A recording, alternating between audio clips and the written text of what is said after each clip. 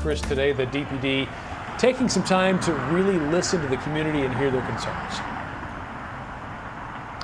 Yes, Mark, protests are a method of trying to change the way things currently are. And here in Dallas, the city leaders have at least shown a willingness to listen. It remains to be seen how they act upon what they hear. But look at this. Sometimes it's the officers doing the policing of the protesters themselves that are also listening. Watch what happened last night. Officers in their cars blocking roads downtown were faced with a large group of protesters who were chanting for them to take a knee. They received a big cheer from the group, and several came up and shook their hands when they did take that knee, an action that shows unity.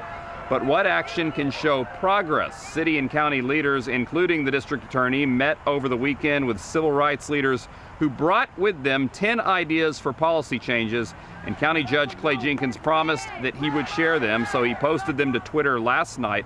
Some of the ideas are already police department policies and guidelines, such as de-escalation training, non-lethal alternatives, and cultural bias training. Some of the others, a review of all the department's fatal police shootings since the year 2000, that review coming from the DA, and a new measure to prevent jail time for minor offenses.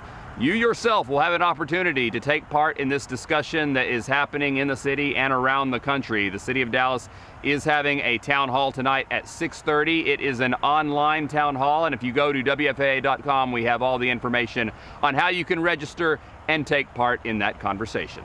Mark, back to you.